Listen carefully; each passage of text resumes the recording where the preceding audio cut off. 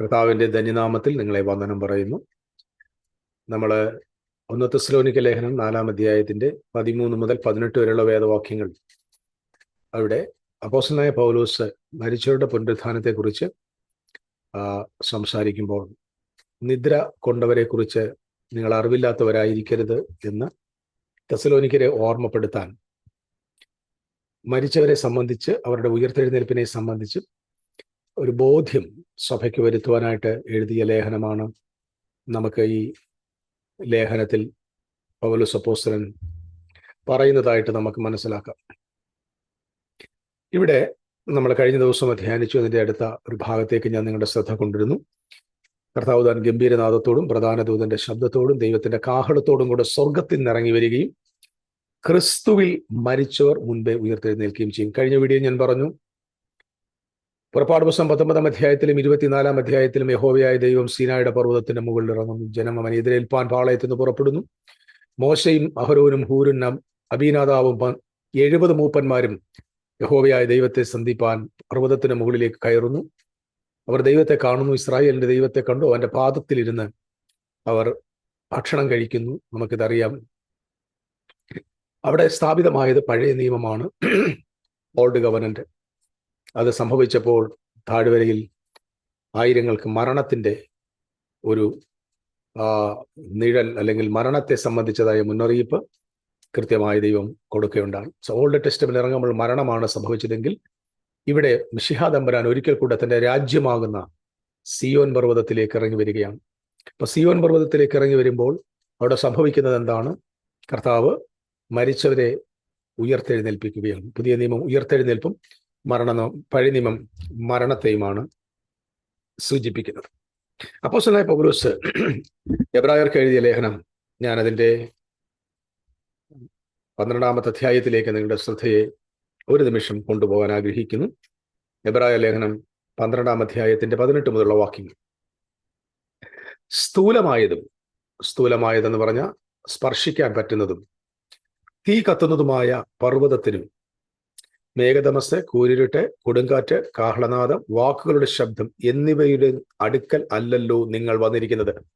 ശ്രദ്ധിക്കണം, അപ്പോസ്തലനായ പൗലോസ് സഭയോട് പറയുകയാണ്, നിങ്ങൾ ഇപ്പോൾ വന്നെത്തിയിരിക്കുന്നത് പഴയ നിയമം സ്ഥാപിക്കപ്പെട്ട, പഴയ നിയമം ദൈവം ജനത്തിന് നൽകിയ സീനായ് പർവ്വതത്തിന്റെ അല്ലെങ്കിൽ സീനായ് പർവ്വതത്തിന്റെ അടുത്തല്ല നിങ്ങൾ വന്നിരിക്കുന്നത്.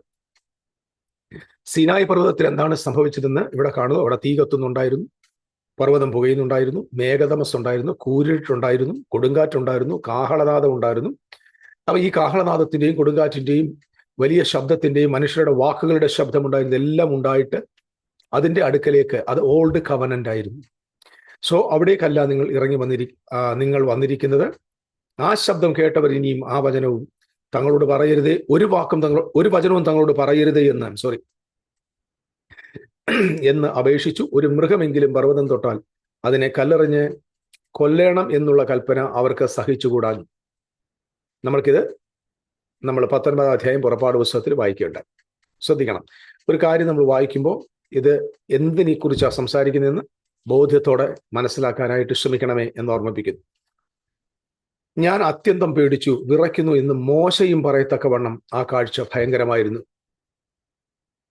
ന്യായപ്രമാണത്തിന്റെയും പഴയ നിയമത്തിന്റെയും മധ്യസ്ഥനായ മോശയ്ക്ക് പോലും ആ വലിയ കാഴ്ചയുടെ മുമ്പിൽ ധൈര്യം ചോർന്നുപോയി. താൻ ഭയന്നു, അത് തനിക്ക് സഹിക്കാവതായിരുന്നു എന്ന് താൻ ഭയപ്പെട്ടിരുന്നു എന്ന് ഇവിടെ രേഖപ്പെടുത്തുകയാണ്. പിന്നെയോ സിയോൻ പർവ്വതത്തിനും ജീവനുള്ള ദൈവത്തിന്റെ നഗരമായ സ്വർഗീയ യെരൂശലേമിനും, നമ്മൾ എവിടെ വന്നിരിക്കുന്നത്? സിയോൻ പർവ്വതത്തിനും ജീവനുള്ള ദൈവത്തിന്റെ നഗരമായ സ്വർഗീയ യെരൂശലേമിനും അനേകായിരം ദൂതന്മാരുടെ സർവസംഘത്തിനും സ്വർഗത്തിൽ പേരെഴുതിയിരിക്കുന്ന ആദ്യജാതന്മാരുടെ സഭയ്ക്കും എല്ലാവരുടെയും ദൈവമായ ന്യായാധിപതിക്കും സിദ്ധന്മാരായ നീതിമാന്മാരുടെ ആത്മാക്കൾക്കും പുതുനിയമത്തിന്റെ മധ്യസ്ഥനായ യേശുവിനും ഹാബേലിന്റെ രക്തത്തെക്കാൾ ഗുണകരമായി സംസാരിക്കുന്ന പുണ്യാഹ രക്തത്തിനും അടുക്കലത്രേ നിങ്ങൾ വന്നിരിക്കുന്നത്. കുറച്ച് ലിസ്റ്റ് പറയുന്നുണ്ട്. പഴയ നിയമം വെളിപ്പെട്ട് വന്നപ്പോൾ മോശ വിശുദ്ധ വേദപുസ്തകം പറയുന്നു, യാഗം നടത്തിയ രക്തമെടുത്ത് ജനത്തിന് മേൽ തെളിയിക്കുന്നു, യാഗപുസ്തകത്തിന്റെ മേൽ തെളിയിക്കുന്നു. അവിടെ മൃഗത്തിന്റെ രക്തം കൊണ്ടായിരുന്നു ആ പ്രമാണത്തെ ഉറപ്പിച്ചതെങ്കിൽ ഇവിടെ ഹാബേലിന്റെ രക്തത്തെക്കാൾ ഗുണകരമായി സംസാരിക്കുന്ന പുണ്യാഹ രക്തത്തിന്റെ അടുക്കൽ എത്രയാണ് വന്നിരിക്കുന്നത്? യേശു ക്രിസ്തുവിന്റെ പരിശുദ്ധ രക്തത്താൽ സ്ഥാപിക്കപ്പെട്ടിരിക്കുന്ന പുതിയ നിയമത്തെക്കുറിച്ച് പറയുന്നു. അടുത്തത് 25-ാമത്തെ വാക്യം. അരുളി ചെയ്തവനെ നിരസിക്കാതിരിപ്പാൻ നോക്കുവിൻ. ഭൂമിയിൽ അരുളി ചെയ്തവനെ നിരസിച്ചവർ തെറ്റി ഒഴിയാതിരുന്നു എങ്കിൽ സ്വർഗത്തിൽ നിന്ന് അരുളി ചെയ്യുന്നവനെ നാം വിട്ടുമാറിയാൽ എത്രയധികം. ഭൂമിയിൽ അരുളി ചെയ്തത് മോശയാണ്. ആ മോശയോട് വിഘടിച്ചവർക്ക് തന്നെ അവരുടെ ജീവിതത്തിൽ വലിയ നാശം സംഭവിച്ചു. ഇവിടെ പറയുന്നു, സ്വർഗത്തിൽ നിന്ന് അരുളി ചെയ്തവനെ നിരസിച്ചവർ തെറ്റി ഒഴിയാതിരിക്കുന്നുവെങ്കിൽ, ഭൂമിയിൽ അരുളി ചെയ്തവനെ നിരസിച്ചവർ തെറ്റി ഒഴിയാതിരിക്കുന്നുവെങ്കിൽ സ്വർഗത്തിൽ നിന്ന് അരുളി ചെയ്തവനെ നാം വിട്ടുമാറിയാൽ എത്രയധികം. അവന്റെ ശബ്ദം അന്ന് ഭൂമിയെ ഇളക്കി. അവന്റെ ശബ്ദം അന്ന് ഭൂമിയെ ഇളക്കി. ഇപ്പോഴോ ഞാൻ ഇനി ഒരിക്കൽ ഭൂമിയെ മാത്രമല്ല ആകാശത്തെയും ഇളക്കുമെന്ന് അവൻ വാഗ്ദത്തം ചെയ്തു. എന്തുവാണ് ആകാശം ഭൂമി? ഈ വാക്യം എടുത്തിരിക്കുന്നത് നമുക്കറിയാം ഹബക്കൂക്കിന്റെ പ്രവചനത്തിൽ നിന്ന്. ഇസ്രായേലിനെ ഒരിക്കൽ ദേവാലയത്തെ നശിപ്പിക്കാൻ ബാബിലോൺകാർ വന്നു. അന്ന് ദൈവം അവൻ ഭൂമിയെ ഇളക്കി. ദൈവം പറഞ്ഞ ഒരിക്കൽ കൂടെ ഭൂമിയെയും ആകാശത്തെയും ഇളക്കും, ഒരിക്കൽ കൂടെ ഇളക്കും. ഈ ഭൂമിയും ആകാശം ഇളക്കും എന്ന് പറഞ്ഞാൽ ഓൾഡ് ടെസ്റ്റമെന്റ് സിസ്റ്റവും ആ ദേവാലയവും അവിടുത്തെ പൗരോഹിത്യവും അതുമായി ബന്ധപ്പെട്ട സകല കാര്യങ്ങൾ ഒരു പ്രാവശ്യം കൂടെ ദൈവം എന്ത് ചെയ്യാൻ പോവാ? ഇളക്കാൻ പോവുക എന്ന വാഗ്ദത്തം ചെയ്തു.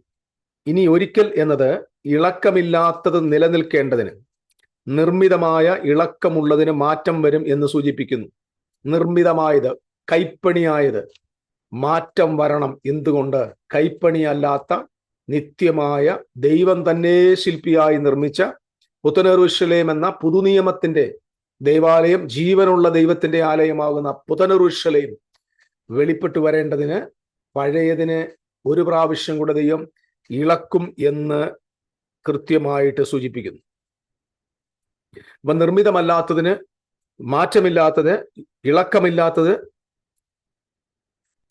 ഒരിക്കലും നശിക്കാത്ത ആ രാജ്യം സ്ഥാപിക്കേണ്ടതിന്, നിലവിലുള്ളതിന് എന്ത് ചെയ്യാൻ പോവാണ്? ഇല്ലാതാക്കാൻ പോവാണ്. ആകയാൽ ഇളകാത്ത രാജ്യം പ്രാപിക്കുന്നത് കൊണ്ട് നാം നന്ദിയുള്ളവരായി ദൈവത്തിന് പ്രസാദം വരുമാറ് ഭക്തിയോടും ഭയത്തോടും കൂടെ സേവ ചെയ്യുക. അടുത്ത വാക്യം, നമ്മുടെ ദൈവം ദഹിപ്പിക്കുന്ന അഗ്നിയല്ലോ. അപ്പൊ ഇവിടെ ഒരു ജഡ്ജ്മെന്റിനെ കുറിച്ച് സംസാരിക്കുകയാണ്.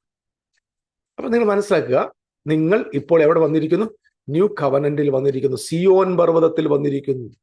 നിങ്ങൾ തീ കത്തുന്ന, കൊടുങ്കാറ്റടിക്കുന്ന, ബഹുശബ്ദമുള്ള കാഹളത്തിന്റെ ധ്വനി മുഴങ്ങുന്ന സീനായുടെ പർവ്വതത്തിലല്ല നിങ്ങൾ എത്തിയിരിക്കുന്നത്. നിങ്ങൾ സിയോനിലാണ്. കുഞ്ഞാടിന്റെ വിലയേറിയ രക്തത്താൽ, ആബേലിന്റെ രക്തത്തെക്കാൾ ഗുണകരമായി സംസാരിക്കുന്ന പുണ്യാഹ രക്തത്തിന്റെ അടുക്കൽ എത്രയും നിങ്ങൾ വന്നിരിക്കുന്നു. ഓക്കെ, ഞാൻ ഈ പറഞ്ഞു വരുന്ന സാരം മനസ്സിലാക്കിയത് ഓൾഡ് കവനന്റിനെയും ന്യൂ കവനന്റും തമ്മിൽ കോൺട്രാസ്റ്റ് ചെയ്യും. അപ്പം ന്യൂ കവനന്റ് നിങ്ങൾ വന്നിരിക്കുമ്പോൾ ആ വന്നിരിക്കുന്നതിനെ കുറിച്ച്, ആ പുതുനിയമത്തെ കുറിച്ച് പറയുന്നത് എന്താണ്?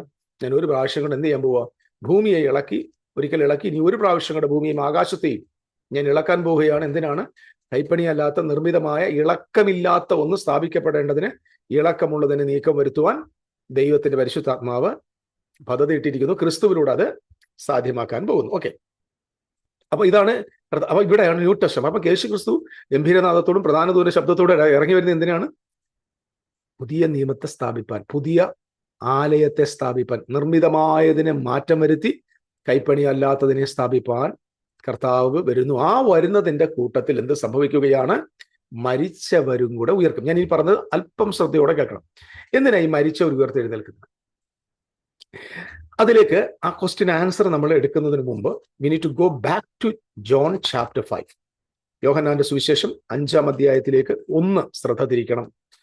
അതിന്റെ യോഹന്നാന്റെ സുവിശേഷം 5-ാമത്തെ അധ്യായത്തിന്റെ 25-ാം വാക്യം. ആമേൻ ആമേൻ, ഞാൻ നിങ്ങളോട് പറയുന്നു, മരിച്ചവർ ദൈവപുത്രന്റെ ശബ്ദം കേൾക്കുകയും കേൾക്കുന്നവർ ജീവിക്കുകയും ചെയ്യുന്ന നാഴിക വരുന്നു, ഇപ്പോൾ വന്നുമിരിക്കുന്നു. അതായത് യേശുക്രിസ്തു സംസാരിച്ചുകൊണ്ടിരുന്ന സമയത്ത്, ആ ടൈമിൽ 2000 ഇയേഴ്സിന് മുമ്പ് പറയുകയാണ്, സത്യമായിട്ടും സത്യമായിട്ടും ഞാൻ നിങ്ങളോട് പറയുന്നു, മരിച്ചവർ ദൈവപുത്രന്റെ ശബ്ദം കേൾക്കുകയും കേൾക്കുന്നവർ ജീവിക്കുകയും ചെയ്യുന്ന നാഴിക വരുന്നു, ഇപ്പോൾ വന്നുമിരിക്കുന്നു. പിതാവ് തന്നിൽ തന്നെ ജീവനുള്ളതുപോലെ അവൻ പുത്രനും തന്നിൽ തന്നെ ജീവനുള്ളവൻ ആകുമാറ് വരം നൽകിയിരിക്കുന്നു. അവൻ മനുഷ്യപുത്രനാകിയാൽ ന്യായവിധി നടത്തുവാൻ അവൻ അധികാരവും നൽകിയിരിക്കുന്നു. എങ്കിലും ആശ്ചര്യപ്പെടരുത്, കല്ലറയിലുള്ളവർ അവന്റെ ശബ്ദം, എല്ലാവരും അവന്റെ ശബ്ദം കേട്ട് നന്മ ചെയ്തവർ ജീവനായും തിന്മ ചെയ്തവർ ന്യായവിധിക്കായും പുനരുത്ഥാനം ചെയ്യുന്ന നാഴിക വരുന്നു. കല്ലറയിലുള്ളവർ, ഇത് ഷിയോൾ. ഇവിടെ നമ്മൾ ഈ വാക്യങ്ങൾ കേൾക്കുമ്പോൾ കല്ലറ എന്നൊക്കെ കേൾക്കുമ്പോൾ നമുക്ക് കല്ലറകൾ ഓർമ്മ വരും. കല്ലറയിലുള്ളവരുടെ ശബ്ദം കേട്ടിട്ട് എഴുന്നേറ്റ് വരുമെന്നാണ് നമ്മൾ പഠിച്ചു വെച്ചിരിക്കുന്നത്. ഇത് ഈ ഒരു വിശ്വാസം യഹൂദന്മാരുടെ വിശ്വാസമാണ്. ഞാനത് മറ്റൊരു അവസരത്തിൽ ഇത് പറയാം. യഹൂദന്മാരും ഇങ്ങനെ അക്ഷരാർത്ഥത്തിൽ ശരീരം എഴുന്നേറ്റ് വരുമെന്ന് വിശ്വസിച്ചിരുന്നു.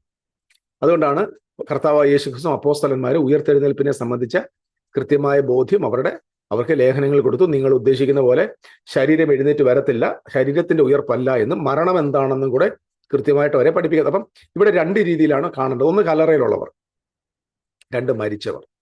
അപ്പൊ മരിച്ചവർ ദൈവത്തിന്റെ പുത്രന്റെ ശബ്ദം കേൾക്കുകയും കേൾക്കുന്നവർ ജീവൻ പ്രാപിക്കുകയും ചെയ്യുന്ന നാഴിക വരുന്നു, ഇപ്പോൾ വന്നുമിരിക്കുന്നു. ഇപ്പൊ ഒന്ന് ശ്രദ്ധിച്ചാൽ ഇത് മനസ്സിലാത്തുള്ളൂ. കർത്താവ് യേശു ഒരിക്കൽ ലാസറിന്റെ കല്ലറ വാതിക്കൽ ചെന്ന് പറയുന്നൊരു വാചകം, ഞാൻ തന്നെ പുനരുത്ഥാനവും ജീവനുമാകും. എന്നിൽ വിശ്വസിക്കുന്നവൻ മരിച്ചാലും ജീവിക്കും. ജീവിച്ചിരുന്ന് എന്നിൽ വിശ്വസിക്കുന്നവൻ ഒരു നാളും മരിക്കത്തില്ല. ഇതെന്തോ ഇത്? എന്നിൽ വിശ്വസിക്കുന്നവൻ മരിച്ചാലും ജീവിക്കും എന്ന് പറഞ്ഞാൽ ഭൗതിക ലോകത്ത് ഈ ബയോളജിക്കൽ ബോഡിയിൽ ഇരുന്നു കൊണ്ട് കർത്താവായ യേശു ക്രിസ്തുവിനെ വിശ്വസിക്കുന്ന ആളുകൾ ശരീരത്തിൽ മരിച്ചാലും അവര് എന്തുവാ, ഫിസിക്കലി ബയോളജിക്കലി മരിച്ചാലും അവർ ജീവിക്കും. അടുത്തത്, ജീവിച്ചിരുന്ന് എന്നിൽ വിശ്വസിക്കുന്നവൻ ഒരു നാളും മരിക്കത്തില്ല. അതിന്റെ അർത്ഥം ഈ ഭൗതിക ലോകത്ത് ജീവിച്ചിരുന്നുകൊണ്ട് ക്രിസ്തുവേശുവിൽ മരിക്കുന്ന, ജീവിച്ചിരുന്നതിൽ വിശ്വസിക്കുന്നവൻ ബയോളജിക്കൽ ബോഡിയിൽ ഇരുന്നു കൊണ്ട് യേശു ക്രിസ്തുവിൽ വിശ്വസിക്കുന്നവൻ ഒരു നാളും എവിടെ മരിക്കത്തില്ല? സ്പിരിച്വലി മരിക്കത്തില്ല. It's not physical death. ഒന്നുകൂടെ പറയാം, ജീവിച്ചിരുന്ന് എന്നിൽ വിശ്വസിക്കുന്നവൻ ഒരു നാളും മരിക്കത്തില്ല. എന്നിൽ വിശ്വസിക്കുന്നവൻ മരിച്ചാലും ജീവിക്കും. ഇത് ഫിസിക്കൽ ഡെത്തിൽ സംഭവിച്ചാലും അയാൾ ജീവിച്ചിരിക്കും. ജീവിച്ചിരുന്ന് എന്നിൽ വിശ്വസിക്കുന്ന ഒരു നാളും മരിക്കത്തില്ല. അപ്പം ഇപ്പൊ കർത്താവായ യേശുക്രിസ്തു പറയാണ്, ഇപ്പൊ എന്നെ കേട്ടോണ്ട്, എന്റെ വചനം കേട്ടോണ്ട് നിങ്ങൾ എന്നിൽ വിശ്വസിച്ചിരുന്ന നിങ്ങൾക്ക് എന്തില്ല? മരണമില്ല. No spiritual death. Okay, you will never die. അതേസമയം നിങ്ങൾ ഫിസിക്കലി മരിച്ചാലും നിങ്ങൾ പിന്നെയും ജീവിക്കും. ഇതാണ് ആ വാക്കിന്റെ അർത്ഥം. അപ്പൊ ഇവിടെ കർത്താവ് പറയുകയാണ്, ആമേനാമേ എന്നോട് പറഞ്ഞു, മനുഷ്യപുത്രന്റെ ശബ്ദം കേൾക്കുകയും മരിച്ചവർ. അപ്പൊ ഈ മരിച്ചവരാരാണ്? അപ്പൊ രണ്ട് ടൈപ്പ് ആളുകളുണ്ട്. ഒന്ന്, ഫിസിക്കലി ജീവിച്ചിരിക്കുമ്പോൾ തന്നെ മരിച്ചവർ. രണ്ട്, ഫിസിക്കലി മരിച്ചു അതേസമയം കവനന്റലി മരിച്ചുപോയവർ. രണ്ട് മരണം സംഭവിച്ചു. അതായത് ആത്മമരണവും അല്ലെങ്കിൽ കവനന്റൽ ഡെത്തും ഫിസിക്കൽ ഡെത്തും സംഭവിച്ചു. അവരെ കുറിച്ചാണ് ഈ കല്ലറയിലുള്ളവർ ശബ്ദം കേൾക്കുകയും ചിലർ നന്മ ചെയ്യുന്നവർ ജീവനായും തിന്മ ചെയ്യുന്ന ന്യായവിധിക്കായും പുനരുത്ഥാനം ചെയ്യുന്ന നാൾ വരുന്നു. ഈ നന്മയും തിന്മയും is based on old covenant, it's not new covenant. എപ്പോഴും മനസ്സിലാക്കണം. എല്ലാവരും മനസ്സിലാക്കേണ്ട പ്രധാന ട്രൂത്ത് ഉണ്ട്. നന്മ തിന്മ is not new testament. New testament നന്മയും തിന്മയില്ല. Because new testament is the law of life and spirit. നമ്മൾ വായിച്ചിട്ടില്ലേ, ഓരോരുത്തരും അവനവന്റെ പ്രവൃത്തിക്ക് തക്കവണ്ണം പ്രതിഫലം വാങ്ങണം. നാം എല്ലാവരും ക്രിസ്തുവിന്റെ ന്യായാസനത്തിന് മുമ്പിൽ നിൽക്കണം. ഓരോരുത്തരും ചെയ്യുന്ന പ്രവൃത്തിക്ക് തക്കവണ്ണം, നന്മയായാലും തിന്മയായാലും. അപ്പൊ നന്മ തിന്മ is not new testament, is old covenant judgement. Is old covenant judgement. അപ്പൊ നിങ്ങൾ ഞാനും എല്ലാം കൂടെ കൃപാസനത്തിന് മുമ്പിൽ പോയി നിൽക്കുമെന്നല്ല. It is talking about the old covenant people. നന്മ ചെയ്തവർ നല്ലത് ചെയ്താലും തീയത് ചെയ്താലും ക്രിസ്തുവിന്റെ കൃപാസനത്തിന് മുമ്പാകെ നിൽക്കേണ്ടതാകുന്നു. അത് കർത്താവിന്റെ രണ്ടാം വരവുമായി ബന്ധപ്പെട്ട് പ്രതിഫലം വിധിച്ച ജഡ്ജ്മെന്റിനെയാണ് കാണിക്കുന്നത്. ഇവിടെയും അങ്ങനെ തന്നെയാണ് പറയുന്നത്. എന്താ? ഫിസിക്കലി ജീവിച്ചിരിക്കുകയും അതേസമയം സ്പിരിച്വലി മരിക്കുകയും പോയ ആളുകൾ, അവർ മനുഷ്യപുത്രന്റെ ശബ്ദം കേൾക്കുകയും കേൾക്കുന്നവർ ജീവൻ പ്രാപിക്കും. അപ്പൊ കേൾക്കുക എന്ന് പറഞ്ഞാൽ ചുമ്മാ ഇങ്ങനെ ചെവി കൊണ്ട് കേൾക്കല്ല. എപ്പോഴും ശ്രദ്ധിച്ചാൽ മതി. കേൾക്കുക എന്ന് പറയുമ്പോൾ പുത്രന്റെ ശബ്ദം കേട്ടത് വിശ്വസിക്കുക, യെസ് പറയുക. ആ പുത്രനിൽ വിശ്വസിക്കുമ്പോൾ, പുത്രൻ പറയുന്ന വാക്ക് വിശ്വസിക്കുമ്പോൾ ഫിസിക്കലി ജീവിച്ചിരുന്ന് സ്പിരിച്വലി ഡെഡ് ആയിപ്പോയ ആളുകൾക്ക് ജീവൻ പ്രാപിക്കുന്നു. സോ അതുകൊണ്ടാണ് ആ നാഴിക വന്നിരിക്കുന്നു എന്ന് പറഞ്ഞത്. അപ്പൊ യേശു സംസാരിക്കുന്ന ആ സമയത്ത് തന്നെ അവന്റെ ശബ്ദം കേൾക്കുന്നവർക്ക് ആത്മാവിൽ എന്ത് പറ്റാൻ പറ്റും? ഒരു ഉയർപ്പ് കർത്താവ് കൊടുക്കുന്നുണ്ട്. അതുകൊണ്ട് അതിക്രമങ്ങളാലും പാപങ്ങളാലും മരിച്ചിരുന്ന നമ്മയും അവൻ ഉയർപ്പിച്ചു. പിടികിട്ടിയോ? അപ്പൊ ഈ ഉയർപ്പ് പ്രാപിച്ച ആളുകൾ ഫിസിക്കലി മരിച്ചു പോയാലും അവർക്ക് എന്തുണ്ട്? ഒടുക്കത്തെ നാളിൽ അവരെ വീണ്ടും ദൈവം ഷിയോളിൽ നിന്ന് തിരിച്ചെവിടെ കൊണ്ടുവരികയാണ്? ദൈവത്തിന്റെ രാജ്യത്തിലേക്ക് കൊണ്ടുവരിക. അപ്പൊ രണ്ട് ഗ്രൂപ്പ് മരിച്ചവരുണ്ട്. ഒന്ന് ഫിസിക്കലി മരിച്ചു, സ്പിരിച്വലി മരിച്ചു.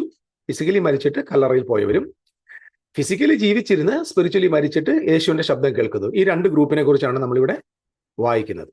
അപ്പൊ ഇവര് ആണ് യഥാർത്ഥത്തിൽ. അപ്പം നിങ്ങൾ സംശയമുണ്ട്, ഇപ്പം ബൈബിളിൽ അങ്ങനെ ഉണ്ടോ, അങ്ങനെയാണോ യഥാർത്ഥത്തിൽ പറഞ്ഞിരിക്കുന്നതൊക്കെ ആശയങ്ങൾ വരാൻ സാധ്യതയുണ്ട്. ഞാൻ അവർക്ക് വേണ്ടി ഒരു കൊച്ചു വാക്യം കൂടെ വായിക്കാം.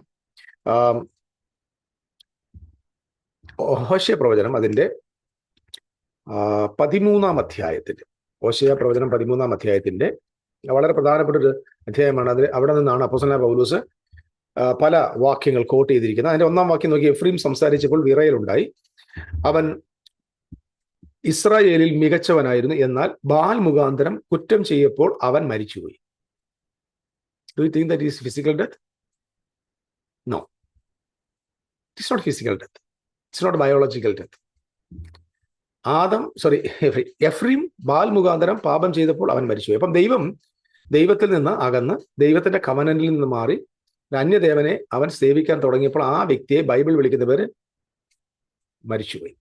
താഴെയുള്ളതൊക്കെ നിങ്ങൾ വായിച്ചാൽ മതി. അതിന്റെ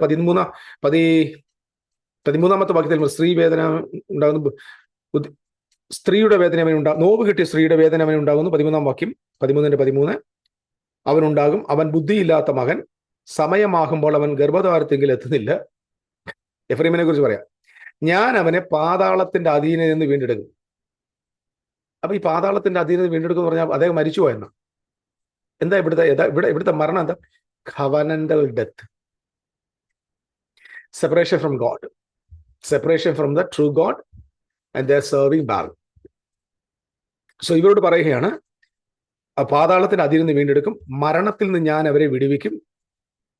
അടുത്ത വാക്ക്, മരണമേ നിന്റെ ബാധകൾ എവിടെ, പാതാളമേ നിന്റെ സംഹാരം എവിടെ, എനിക്ക് സഹതാപം തോന്നുകയില്ല. മരണമേ നിന്റെ ബാധകൾ എവിടെ? ഇതന്നെയല്ലേ 1 കൊരിന്ത്യർ 15-ാം അധ്യായത്തിൽ പറഞ്ഞേക്കുന്നത്, മരിച്ചവരുടെ പുനരുത്ഥാനം സംബന്ധിച്ച്. അപ്പൊ അത് ഫിസിക്കലി മരിച്ചവരുടെ കാര്യമാണ്, സ്പിരിച്വലി മരിച്ചവരുടെ കാര്യമാണ്. അപ്പോസ്തലനായ പൗലോസ് 1 കൊരിന്ത്യർ 15-ാം അധ്യായത്തിൽ എഴുതിയിരിക്കുന്ന ആ മരണത്തിന്റെ ഉയർത്തെഴുന്നേൽപ്പ് ഫിസിക്കലി ആണോ? കാരണം ഈ വചനം യഥാർത്ഥമായിട്ട് എഴുതിയിരിക്കുന്നത് ഹോശേയ 13-14 ആ വചനം എടുത്ത് അവിടേക്ക് കോട്ട് ചെയ്യുമ്പോൾ ഇവിടുത്തെ പശ്ചാത്തലമാണ് കൃത്യം. അപ്പൊ ഇവിടെ എഫ്രീം മരിച്ചു പോയത് ബാലിനെ സേവിക്കാൻ പോയപ്പോൾ അവൻ മരിച്ചു. അതിന്റെ അർത്ഥം that doesn't mean that he physically dead. They are spiritually separated from God. That's a covenant death. അതുകൊണ്ടാണ് താഴെ പറഞ്ഞിരിക്കുന്നത്, പാപത്തിന്റെ വിഷമുള്ള മരണത്തിന്റെ വിഷമുള്ള പാപം, പാപത്തിന്റെ ശക്തിയോ ന്യായപ്രമാണം. അപ്പൊ ന്യായപ്രമാണത്തിന് നീക്കം വന്നാൽ പാപത്തിന്റെ ശക്തി അവസാനിക്കും. പാപത്തിന്റെ ശക്തി അവസാനിച്ചാൽ മരണത്തിന്റെ വിഷമുള്ളിന് പ്രവർത്തിക്കാൻ കഴിയാതാകും. സോ പാപത്തിന്റെ വിഷമുള്ള മരണത്തെ കൊണ്ടുവരാതിരിക്കാൻ പാപത്തിന് ശക്തി കൊടുക്കുന്ന ന്യായപ്രമാണത്തിന് നീക്കം വരുത്തുന്ന നടപടിയാണ് നമുക്ക് പുതിയ നിയമത്തിന്റെ ക്രിസ്തുവിന്റെ വരവിനോടുള്ള ബന്ധത്തിൽ കാണാൻ പറ്റും.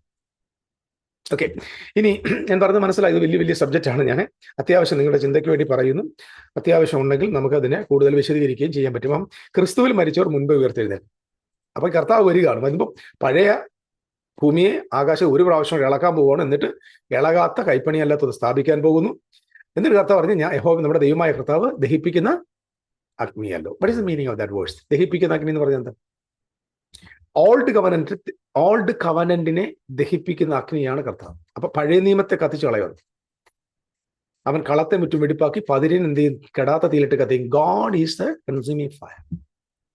God is consuming fire. Next, he consumed the old covenant with his fire, and he will protect the new covenant with his fire. അറിയാമോ? ഏത് തീ കൊണ്ടാണോ അതിനെ കത്തിക്കുന്ന അതേ തീ കൊണ്ട് അവൻ പുതിയ നിയമത്തെ സൂക്ഷിക്കുന്നത്. കാരണം ദൈവം വർഷങ്ങൾക്ക് മുമ്പ് സെക്കറിയാവിനോട് പറഞ്ഞൊരു കാര്യമുണ്ട്, നിങ്ങൾ എൻ്റെ കണ്ണിനെ കൺമണിയാണ്, ഞാൻ നിങ്ങൾക്ക് ചുറ്റും തീമതിലാണ്. So that തീമതിൽ is for protection.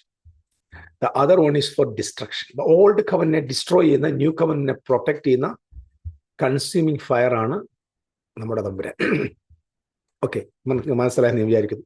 ഇനി ഇവിടെ നമുക്ക് അടുത്തൊരു വാക്യം പറയുന്നത്, ക്രിസ്തുവിൽ മരിച്ചവർ മുമ്പ് ഉയർത്തെഴുന്നേൽക്കുന്നു. 1 തെസ്സലോനിക്കർ 4-ാം അധ്യായത്തിന്റെ 17-ാം വാക്യത്തിൽ, പിന്നെ ജീവനോടെ ശേഷിക്കുന്ന നാം അവരോടുകൂടെ ഒരുമിച്ച് ആകാശത്തിൽ കർത്താവിനെ എതിരേൽപ്പാൻ മേഘങ്ങളിൽ എടുക്കപ്പെടും. വലിയ കൺഫ്യൂഷനുള്ള വാക്യമാണ്. ഇത് അക്ഷരം പ്രതിയാണ് നമ്മുടെ ആളുകൾ വിശ്വസിക്കുന്നത്. ഇതാണ് നമുക്ക് പറ്റുന്ന ഏറ്റവും വലിയ അബദ്ധം. അക്ഷരം പ്രതി വിശ്വസിക്കും. എന്ത് എഴുതി വെച്ചേക്കുന്നു അതുപോലെ വിശ്വസിക്കും. അപ്പൊ ഈ കഴിഞ്ഞിടയ്ക്ക് എന്നോട് ചില ആളുകൾ തർക്കിക്കാൻ വരുമ്പോൾ അവർ പറഞ്ഞു, ഞങ്ങൾ ബൈബിളിലുള്ളതാ വിശ്വസിക്കും. ഞാൻ പറഞ്ഞു വിശ്വസിച്ചു. പക്ഷെ ഇതേ കർത്താവ്, ബൈബിളിലുള്ള കർത്താവ് പറഞ്ഞൊരു കാര്യം ഓർമ്മയുണ്ടോ? നിങ്ങൾ ദൈവരാജ്യം പ്രസംഗിക്കാൻ പറഞ്ഞിട്ടുണ്ട് എന്ന് പറഞ്ഞത്. എന്നിട്ട് രോഗികളെ സൗഖ്യമാക്കണം, ഭൂതങ്ങളെ പുറത്താക്കണം, കുഷ്ഠരോഗികളെ ശുദ്ധമാക്കണം, മരിച്ചവരെ ഉയർപ്പിക്കണം. അത് കർത്താവ് പറഞ്ഞ വാക്കല്ലേ. നിങ്ങൾക്ക് ഇതുവരെ അത് ചെയ്യാൻ പറ്റുന്നുണ്ടോ? അപ്പം കർത്താവ് പറഞ്ഞ ആ കാര്യം ചെയ്യാൻ നമുക്ക് പറ്റത്തില്ലെങ്കിൽ പിന്നെ എന്തുകൊണ്ട് പറ്റാത്ത കാര്യം കർത്താവ് നമ്മളോട് പറഞ്ഞു? നമ്മൾ അക്ഷരാർത്ഥത്തിൽ അങ്ങനെ എടുക്കുമെന്നില്ല എല്ലാ വാക്യങ്ങളും. ഇതാ ലോകത്തിന്റെ പാപത്തെ ചുമക്കുന്ന ദൈവത്തിന്റെ കുഞ്ഞാട്. Do you think that Jesus Christ 4 കാലല്ലാതെ വന്ന ഒരു വാലും വെച്ചോണ്ട് ലിറ്ററലി എടുക്കുവാണെങ്കിൽ, ഞാൻ സാക്ഷാൽ മുന്തിരിവള്ളി, എൻ്റെ പിതാവ് തോട്ടക്കാരനാകുന്നു. യേശു അവിടെ നമ്മുടെ കമ്പം തേനിയിലൊക്കെ കിടക്കുന്ന മുന്തിരിയാണോ? വള്ളിയാണ് മുന്തിരിവള്ളി പോലെ ഇങ്ങനെ കിടക്കുവാണോ? Figuratively talking. ഇവിടെ മരിച്ചവർ ഉയർത്തെഴുന്നേൽക്കും. ഇവിടുത്തെ യഥാർത്ഥത്തിൽ ഇത്രയേ ഉള്ളൂ പിക്ചർ. ഓൾഡ് കവനന്റിൽ മരിച്ചുപോയ ക്രിസ്തുവിൽ നിദ്ര പ്രാപിച്ച എല്ലാവരും യേശു ക്രിസ്തുവിന്റെ ആ വരവെങ്കിൽ ആ രാജ്യത്തിലേക്ക് വരുമ്പോൾ കർത്താവ് ഈ മരിച്ചുപോയ മുഴുവൻ ആളുകളെയും, ഫിസിക്കലി ഡെത്തായി പോയവരെയും മുഴുവൻ ഉയർത്തെഴുന്നേൽപ്പിച്ച് എവിടേക്ക് കൊണ്ടുവരികയാണ്? ഒരിക്കൽ പോലും ഇളകാത്തതും എന്നേക്കും നിലനിൽക്കുന്നതുമായ രാജ്യത്തിന്റെ ഭാഗമാക്കുന്നു. അവർ സ്വർഗത്തിലേക്ക് പോകുന്നു. അപ്പം സ്വർഗവും ഭൂമിയും കൂടെ ചേർന്നതാണ് ദൈവത്തിന്റെ രാജ്യം. അപ്പൊ മറക്കണം, സ്വർഗത്തിലും ഭൂമിയിലും ഉണ്ട് അവന്റെ രാജ്യം. അവന്റെ രാജ്യത്തിന്റെ invisible part, his in heaven. Physical വേൾഡിൽ അതിന്റെ വിസിബിൾ പാർട്ടുണ്ട്. സോ ഈ മരിച്ചുപോയ ആളുകൾ they became the part of the kingdom of God. ക്രിസ്തുവിൽ നിദ്ര കൊണ്ടവർ ആദ്യം ഉയർക്കും. പിന്നെ ജീവനോടെ ശേഷിക്കുന്ന നാം എന്ന് പറഞ്ഞാൽ അർത്ഥം എന്താ? അന്ന് ഭൂമിയിൽ ഫിസിക്കലി ബയോളജിക്കലി ജീവിച്ചിരിക്കുന്ന ആളുകളും ഓൾറെഡി എങ്ങനെയാ? They are dead. അപ്പോസ്തലനായ പൗലോസ് പറഞ്ഞിട്ടില്ലേ, വല്ല വിധേന മരിച്ചവരുടെ ഇടയിൽ നിന്ന് എനിക്ക് എന്ത് വേണം? പുനരുത്ഥാനം വേണം. ദാറ്റ് മീൻസ് പോളിന് എന്ത് കിട്ടിയിട്ടില്ല? പുനരുദ്ധാനം കിട്ടിയിട്ടില്ല. അപ്പം ഇദ്ദേഹം പറയാണ്, ക്രിസ്തുവിൽ മരിച്ചവർ മുമ്പ് ഉയർത്തെഴുന്നേറ്റിട്ട് അവർ കിങ്ഡം ഓഫ് ഗോഡിന്റെ ഭാഗമാകുമ്പോൾ ജീവനോടെ ശേഷിക്കുന്ന നാമും കർത്താവിനെ എതിരേൽപ്പാൻ മേഘങ്ങളിൽ എടുക്കപ്പെടുക. മേഘങ്ങൾ എടുക്കപ്പെടുക പറഞ്ഞാൽ പറന്ന് മേളോട്ട് ഇങ്ങനെ ഫ്ലോട്ട് ചെയ്ത് പോകുന്ന കാര്യമല്ല. മേഘങ്ങൾ എന്ന് പറയുമ്പോൾ ഇപ്പൊ എന്താ? What is the meaning of that words? എന്തായിരിക്കും ഉദ്ദേശിച്ചത്? അപ്പം നിലവിലുള്ള സിസ്റ്റത്തിൽ നിന്ന് മേഘം എപ്പോഴും മുകളിലല്ല, നമ്മുടെ തലയ്ക്ക് മേലെ. So these people are elevated to the higher realm. Elevated to the higher realm. That means new ടെസ്റ്റമെന്റിൽ, അതായത് ഓൾഡ് കവനന്റിൽ മരിച്ചു എല്ലാവരും ഉയർത്തെഴുന്നേറ്റ് കിങ്ഡം ഓഫ് ഗോഡിന്റെ പാർട്ടാകുകയും ജീവനോടെ ശേഷിക്കുന്ന ആളുകൾ എവിടേക്ക് പോവാണ്? ഓൾഡ് കവനന്റ് സിസ്റ്റത്തിൽ നിന്ന്, പഴയ നിയമത്തിന്റെ ആ താഴ്വരയിൽ നിന്ന്. അതിനെ നമ്മൾ എപ്പോഴും മനസ്സിലാക്കേണ്ടത് മരണനിഴലിന്റെ താഴ്വര. എസെക്കിയേൽ 37 നമ്മൾ കണ്ടു, അസ്ഥി താഴ്വര, the Valley of death. God, when Jesus comes, these people are elevated from the old covenant valley of death to the new testamentന്റെ ന്യൂ കവനന്റിന്റെ എയർ. നമുക്കറിയാം, ഈ നിങ്ങൾ ആകാശത്തിന്റെ അധിപതിയായവന് കീഴ്പ്പെട്ടിരുന്നു. പ്രിൻസ് ഓഫ് ദ എയർ എന്ന് എഴുതിയിട്ടുണ്ട്. Prince of the air. What is the meaning of prince of the air? Who is that fellow? He's the old covenant priest, high priest. അപ്പൊ അദ്ദേഹമായിരുന്നു റൂൾ ചെയ്തുകൊണ്ടിരുന്നത്. എല്ലാവരും അദ്ദേഹത്തിന്റെ കീഴിലാണ്. പക്ഷെ ദൈവം എന്ത് ചെയ്യാൻ പറ്റുമോ? നമ്മൾ എന്ത് ചെയ്യുന്നു? ക്രിസ്തുവിനോട് കൂടെ നമ്മളെ എലിവേറ്റ് ചെയ്യുക. We are caught up to the new covenant, അല്ലെങ്കിൽ we are caught up to the kingdom of God. നമ്മൾ ദൈവ രാജ്യത്തിലേക്കാണ് എടുക്കപ്പെടുന്നത്. അങ്ങനെ നാം അവനോടുകൂടെ എന്നേക്കും അവനോടുകൂടെ ആയിരിക്കും. What is the meaning of that one? Christ comes to the kingdom of God. The old covenant people are resurrected and they were caught up to the kingdom. ജീവനോടിരിക്കുന്ന നാമും ഒരൊറ്റ സെക്കൻഡ് കൊണ്ട് എന്ത് സംഭവിക്കുകയാണ്? ഒരൊറ്റ സെക്കൻഡ് കൊണ്ട് നാമും ആ രാജ്യത്തിന്റെ ഭാഗമായി മാറും. അങ്ങനെ നാം എപ്പോഴും കർത്താവിനോട് കൂടെ ഇരിക്കും. ഇപ്പൊ നമ്മൾ ആരുടെ കൂടെ ഇരിക്കുന്നത്? കർത്താവിന്റെ കൂടെ. എന്തുകൊണ്ടാ? ഓൾഡ് കവനന്റ് മാറി ന്യൂ കവനന്റ് വന്നപ്പോ എന്ത് കിട്ടി? All people, every believers are caught up to the higher realm of the kingdom of God. Higher realm. It is a new Jerusalem. It is new heavens and the new earth. We are caught up to the new covenant. ഇത് മനസ്സിലാക്കാൻ വേണ്ടി ഒരു കാര്യം കൂടെ ഞാനിതൊക്കെ കൃത്യമായിട്ട് പറയാൻ കാരണം നമ്മുടെ ആളുകൾക്ക് വിഷമം, ഈ സാധാരണക്കാരായ ആളുകൾ പറയുന്ന പോലെ അല്ല, അവരിപ്പം ഒത്തിരി വിദ്യാഭ്യാസമോ വേദവിജ്ഞാനമോ ഒക്കെ ഇല്ലാത്ത ദൈവദാസന്മാര് അവരുടെ അറിവിൽ പ്രസംഗിക്കുന്നതിനെ കുറിച്ചല്ല ഞാൻ പറയുന്നത്. വേദപണ്ഡിതന്മാരെന്ന് പറയുന്ന ഈ പണ്ഡിതന്മാരെ ഓർക്കുമ്പോഴായിരിക്കും വിഷം. നിങ്ങൾ ഈ വാക്യം വായിച്ചിട്ടുണ്ടോ? നോക്കിയേ, ഞാനതിൻ്റെ 1 കൊരിന്ത്യർ ലേഖനത്തിലെ ഒരു വാക്യമാണ്. 1 Corinthians chapter 15. സഹോദരന്മാരെ, മാംസരക്തങ്ങൾക്ക് ദൈവരാജ്യത്തെ അവകാശമാക്കാൻ കഴിയില്ല. What is the meaning of that verse? മാംസരക്തങ്ങൾ. ഒട്ടനെ നമുക്ക് മാംസരക്തം എന്ന് പറയുമ്പോൾ ഉടനെ നമുക്ക് എന്ത് വരും? ഒട്ടനെ നമ്മുടെ മാംസം രക്തം എന്ന് പറയും, ഇല്ലേ? ബൈബിളിൽ എപ്പോഴും ഫ്ലഷ് ആൻഡ് ബ്ലഡ് എന്ന് പറയുന്നത് ന്യൂ ടെസ്റ്റമെന്റിന്റെ ലാംഗ്വേജിൽ it is about the life in the old covenant. ജഡത്തെ അനുസരിച്ച് ജീവിക്കുക എന്ന് പറയുന്നതിന്റെ അർത്ഥം എന്താ? ഓൾഡ് കവനന്റിൽ ജീവിക്കുക. പൗലോസ് പറയാം എനിക്ക് ജഡത്തിൽ പ്രശംസിക്കാനുണ്ടെന്ന് പറഞ്ഞതിന്റെ അർത്ഥം എന്താ? എനിക്ക് മാംസത്തിൽ പ്രശംസിക്കാനുണ്ടെന്നാണ്. അല്ല, ഓൾഡ് കവനന്റ് സിസ്റ്റത്തിൽ എനിക്ക് പ്രശംസിക്കാൻ ഉണ്ടെന്നാ പറഞ്ഞതിന്റെ അർത്ഥം. ഞാനിവിടെ ഇവിടുത്തെ അടുത്തൊരു വാക്യമുണ്ട്. ജഡരക്തങ്ങൾക്ക്, അതായത് the people those who are living in the old covenant സിസ്റ്റത്തിൽ ഇരിക്കുന്നവർക്ക് എന്ത് ചെയ്യാൻ പറ്റില്ല? ദൈവരാജ്യത്തെ അവകാശമാക്കാൻ പറ്റത്തില്ല. അതുകൊണ്ടാണ് കർത്താവ് നിക്കോദിമോസിനോട് പറഞ്ഞത്, നീ എന്ത് ചെയ്യണം? ഒന്നും കൂടെ ജനിക്കണം. കാരണം ഞാനത് വീണ്ടും പറയാറുണ്ട്, ഓൾഡ് കവനന്റിലെ ആളുകളാണ് വീണ്ടും ജനിക്കേണ്ടത്. ന്യൂ കവനന്റിലെ ആളുകൾ അതായത് അത് ഓൾഡ് കവനന്റിലെ യഹൂദന്മാരാണ് വീണ്ടും ജനിക്കേണ്ടത്. പഴയ നിയമത്തിൽ ജീവിച്ചിരുന്നവർ. ന്യൂ ടെസ്റ്റമെന്റിൽ ജീവിച്ചിരിക്കുന്ന നമുക്ക് ഉയർത്തെഴുന്നേൽപ്പ, നമുക്ക് വീണ്ടും ജന്മമില്ല. നമുക്ക് ദൈവത്തിൽ നമ്മൾ ജനിച്ചവരാണ്. പഴയ നിയമത്തിൽ ജീവിച്ചവർ വീണ്ടും ജനിച്ചവർ. ഇത് മനസ്സിലാക്കാത്ത വലിയ ശ്രേഷ്ഠന്മാരും പണ്ഡിതന്മാരും പറയും നമ്മൾ വീണ്ടും ജനിച്ചവർ. ആണ് ഇതൊക്കെ എവിടുന്നാ പഠിച്ചെന്നൊന്നും അറിയത്തില്ല. ഓക്കെ, എന്നിട്ട് പറയാം, ഞാനൊരു മർമ്മം നിങ്ങളോട് പറയാം. നാം എല്ലാവരും നിദ്ര കൊള്ളുകയില്ല. പൗലോസ് ചേർത്ത് നമ്മളെല്ലാവരും നിദ്ര കൊള്ളത്തില്ല. എന്നാൽ അന്ത്യകാഹളനാദത്തെങ്കിൽ പെട്ടെന്ന് കണ്ണിമിക്കുന്നതിന് നാം എല്ലാവരും രൂപാന്തരപ്പെടാം. 12ാമത്തെ വാക്യം ഞാനൊന്ന് എടുത്തോട്ടെ. In a moment, in a twinkling of an eye, കണ്ണിമിക്കുന്നതിനിടയിൽ, അറ്റ് ദ ലാസ്റ്റ് ട്രംപ്.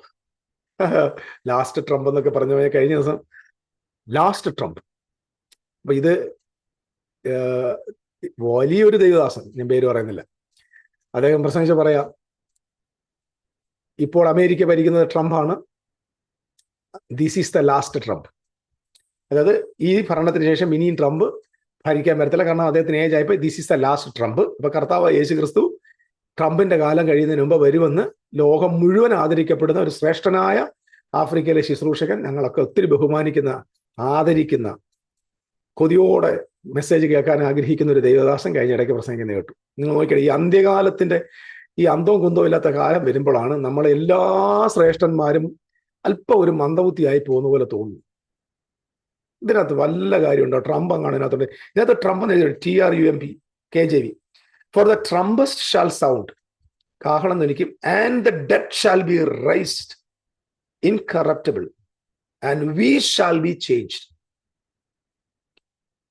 മരിച്ചവർ അക്ഷയരായി ഉയർക്കും. നോക്കി, ഇത് തന്നെയല്ലേ അവിടെ ക്രിസ്തുവിൽ മരിച്ചവർ മുമ്പ് ഉയർത്തെഴുന്നേൽക്കും, പിന്നെ ജീവനോടെ ശേഷിക്കുന്ന കർത്താവിനെതിരെ മേഘങ്ങളിൽ എടുക്കപ്പെടും. ഇവിടെ എന്താ പറഞ്ഞേക്കുന്നത്? അതിന്റെ മറ്റൊരു വർഷം. ഇപ്പൊ നമ്മൾ ബൈബിൾ കൊണ്ടാണ് വ്യാഖ്യാനിക്കേണ്ടത്. ഇപ്പൊ ക്രിസ്തുവിൽ മരിച്ചവിടെ നോക്കിയേ, മർമ്മം നിങ്ങളോട് പറയാം, നമ്മളെല്ലാവരും നിദ്ര കൊള്ളിൽ. എന്നാൽ അന്യ കാഹളനാദത്തിങ്കിൽ പെട്ടെന്ന് കണ്ണിമിക്കുന്നിടയിൽ എല്ലാവരും രൂപാന്തരപ്പെടും. കാഹളം ധ്വനിക്കും, മരിച്ചവർ അക്ഷയരായി ഉയർക്കുകയും നാം രൂപാന്തരപ്പെടുകയും ചെയ്യും. മനസ്സിലായി? ഇപ്പൊ 2 കാര്യം നടക്കുന്നത്. ഒന്ന്, മരിച്ചവർ ഉയർക്കും, ജീവിച്ചിരിക്കുന്ന നാമ രൂപാന്തരപ്പെടും. ഈ രൂപാന്തരപ്പെടുന്ന വാക്കിന് കൊടുത്തിരിക്കുന്ന ഗ്രീക്ക് വാക്ക് നോക്കി, അലാസോ. പ്രൊനൗൺസിയേഷൻ തെറ്റാണെങ്കിൽ എന്നെ വഴക്ക് പറയരുത്, ഞാൻ മലയാളിയാണ്, എൻ്റെ വായിൽ ഇത്രയേ ഉള്ളൂ. ഞാനിത് ഗ്രീക്കിനെ ഇംഗ്ലീഷിൽ എഴുതി വെച്ചിരിക്കുന്നതാണ് ഞാൻ വായിക്കുന്നത്. അലാസോ. സോ അലാസോ മീൻസ്, ഞാനതിൻ്റെ സ്ട്രോങ് കൺകറൻസി കൊടുത്തിരിക്കുന്നത് to make different, to change, to exchange one thing to another. ഒന്നിന് കൊടുത്ത് മറ്റൊന്നാക്കി എക്സ്ചേഞ്ച് ചെയ്യുക. ദാറ്റ് ഈസ് അലാസോ. കണ്ണിമെക്കുന്നതിനിടെ നമ്മൾക്ക് എന്ത് പറ്റും? കണ്ണിമെക്കുന്നതിനെ നമ്മൾ രൂപാന്തരപ്പെടും. കണ്ണിമെക്കുന്നതിൽ we will be exchanged one thing to another. അതാ ഇതിന് നിങ്ങൾ കേട്ട വ്യാഖ്യാനം എന്താ? പെട്ടെന്ന് കണ്ണിമിക്കുന്നിടയിൽ നമ്മുടെ ശരീരം ഇങ്ങനെ ദൂതതുല്യരായി ഫാൻഡം പോലെയായി മാറും. ഇങ്ങനെ പഠിച്ചു ചെയ്യുന്നത്. അങ്ങനെയാണോ ഈ അലാസോ എന്ന വാക്കിന്റെ അർത്ഥം? ബൈബിളിൽ എവിടെയാണ് അലാസോ എന്ന വാക്കിന്റെ അർത്ഥം? ഇവിടെ നിന്ന് പെട്ടെന്ന് ബോഡി അങ്ങ് വേറൊന്നായിട്ട് മാറുമെന്ന് എവിടെ എഴുതിയിരിക്കുന്നു?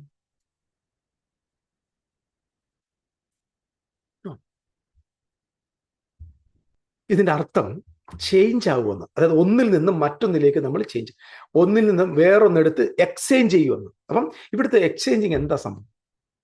ഓൾഡ് ഗവൺമെന്റിലായിരിക്കുന്ന ആളുകൾ, അതാ പറഞ്ഞ elevated to the cloud. Old government സിസ്റ്റത്തിൽ നിന്ന് ന്യൂ കവനന്റിലേക്ക് എന്താകും? ചേഞ്ച് ആകും. ഒറ്റ കണ്ണിമിക്കുന്നതിനിടയിൽ പഴയ നിയമത്തിൽ നിന്ന് ആളുകൾ എവിടെ പോകും? പുതിയ നിയമത്തിലേക്ക് ചേഞ്ച് ആകും. അതിന്റെ മറ്റൊരു വേർഷനാണ് തെസലോനിക്കയിൽ എഴുതി പറഞ്ഞ പെട്ടെന്ന് പിന്നീട് ജീവനോടെ ശേഷി, അതായത് ജീവനോടെ ശേഷം ഫിസിക്കലി ജീവിച്ചിരിക്കുന്ന നമ്മൾ അവരോടുകൂടെ, മരിച്ചവരുടെ കൂടെ കർത്താവിനെ എതിരേൽപ്പാൻ മേഘങ്ങൾ, കർത്താവ് ഇപ്പൊ എവിടെ വന്നേക്കുന്നത്? മേഘങ്ങളിൽ വന്നിരിക്കുകയാണ്. അവന്റെ രാജ്യത്തിലേക്കാണ് വന്നിരിക്കുന്നത്. അപ്പം അവന്റെ രാജ്യത്തിലേക്ക് അവരോടുകൂടെ നാമും എക്സ്ചേഞ്ച് ആകും. വിൽ ബി അലാസോ, വിൽ ബി ചേഞ്ച്ഡ്. നമ്മുടെ ബോഡിയും കണ്ണും ശരീരവും അസ്ഥിയെല്ലാം മാറി നമ്മൾ ഫാൻഡമായി മാറുമെന്നല്ല എഴുതിയേക്കുന്നത്. പഴയ നിയമത്തിൽ നിന്ന് പുതുനിയമത്തിലേക്ക് നമ്മൾ മാറ്റപ്പെടും. പ്രിയപ്പെട്ടവരെ, അങ്ങനെ നാം എന്നേക്കും കർത്താവിനോട് കൂടെ വസിക്കും. ഈ കർത്താവിനോട് വസിക്കും എന്ന് പറഞ്ഞ വാക്കിനർത്ഥം കാഹളത്തിന് പെരുന്നാൾ കഴിഞ്ഞ് കർത്താവ് തിരശീല കഴിഞ്ഞ് പുറത്തേക്ക് വരുന്നുണ്ട്. അന്ന് കഴിഞ്ഞിട്ട് നാം കർത്താവിനോട് വസിക്കുന്നതിന്റെ പേരാണ് കൂടാര പെരുന്നാൾ. അതായത് അവസാനത്തെ 3 പെരുന്നാളുകളും ഈ ഒരൊറ്റ ഇവന്റിൽ സാധ്യമാകും. ഞാൻ ഒറ്റ വാക്കിൽ പറഞ്ഞതേ ഉള്ളൂ. ഞാൻ വിശദീകരിച്ചോളാം. ദൈവം അനുഗ്രഹിക്കട്ടെ. ഞാൻ പറഞ്ഞല്ലോ, ഇവിടെ കർത്താവിൽ മരിച്ചവർ ഉയർത്തെഴുന്നേൽക്കുന്നു. ജീവിച്ചിരിക്കുന്ന നമ്മൾ അവരോടുകൂടെ, അവരെ ഉയർത്തെഴുന്നേറ്റ് വരുന്നതിന്റെ കൂട്ടത്തിൽ they are entering into the kingdom. We are also entering into the kingdom and we are being with God forever and ever and ever.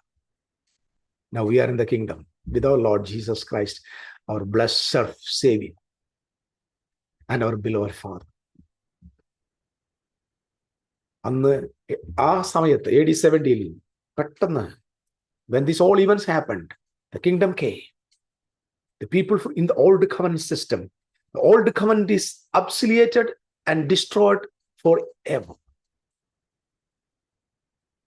And the people will change their positions from the lower positions to the higher positions, elevated to the new covenant. We are changed. We are already changed. We are not in the Old Testament. We are living in the New Testament. കണ്ണിമിക്കുന്നിടയിൽ എൻ്റെ സഹോദരങ്ങളെ, but everywhere in the world, Christians are expecting suddenly we will become like an angel of the Lord. We'll have a glorious body. Nothing. That is a fantasy. That is a pseudoscience. That's a misunderstanding of the word. So we are not, ഞാൻ ഒരിക്കലും യേശുവിൽ പറവണം കാത്തു നിൽക്കുന്ന ആളല്ല. I don't believe it. I'm just waiting for my departure each and every day with all happiness. We people of God, the people those who are കർത്താവിന്റെ കൂടെ ജീവിക്കുന്ന നാം, ഈ ബോഡിയെ ഒരു ദിവസം മണ്ണിൽ കളഞ്ഞിട്ട് പോകും, എന്നേക്കുമായി അവന്റെ കൂടെ ഇരിക്കും. That's our expectation, nothing more. Hallelujah. അതുകൊണ്ട് കർത്താവിന്റെ വരവ്, ഉൽപ്രാപണം, മേഘത്തിൽ ഇങ്ങനെ പറന്നു പോവുക എന്നുള്ള ചിന്തകളിലെല്ലാം നിങ്ങൾ മാറ്റി, it is all about the establishment of the new covenant. And when the new covenant came, the kingdom of God. അപ്പൊ നിങ്ങൾ ചോദിച്ചു, ഒറ്റ വാക്കോട്, നീതിമാന്മാര് നീതി കെട്ടവർ ഉയർത്തെഴുന്നേൽക്കത്തില്ല. യെസ്, കവനന്റിനകത്ത് they will be resurrected for judgment. What is the judgment? They won't get eternal life. They will die forever. എന്നേക്കുമായിട്ട് അവർ ഇല്ലാതെയായിപ്പോ. There is no existence because they don't receive eternal life. നന്മ ചെയ്യുന്നവർ ജീവനായും തിന്മ ചെയ്യുന്നവർ ന്യായവിധിക്കായി. ന്യായവിധി is in the fire. They're going to die forever. There will be no more existence. But we people of God, we got the eternal life of God. We are knowing God through the Lord Jesus Christ. കർത്താവ് യേശുവിലൂടെ നമ്മൾ ഇത് അറിയുന്നുണ്ട്. കർത്താവ് എല്ലാവരും അനുഗ്രഹിക്കട്ടെ. Thank you so much. ഈ സന്ദേശം കേട്ട എല്ലാവരെയും വന്ദനം പറയുന്നു. Thank you. അടുത്ത ഒരു സബ്ജക്റ്റുമായി നമുക്ക് അടുത്ത വീഡിയോയിൽ കാണാം. ഈ വീഡിയോ നിങ്ങൾ എല്ലാവർക്കും ഷെയർ ചെയ്യണം. സെൽഫിഷ് ആവരുത്. മാക്സിമം ഷെയർ ചെയ്യണം. മനസ്സിലായില്ലയോ എന്ന് വിചാരിക്കേണ്ട, കേൾക്കട്ടെ. അറ്റ്ലീസ്റ്റ് ഈ വിത്തുകൾ നല്ല നിലത്ത് വീഴട്ടെ, അത് 100 മേനി ഫലം കൊടുക്കട്ടെ. കർത്താവ് ഇവരെയും ആശീർവദിക്കട്ടെ. Thank you.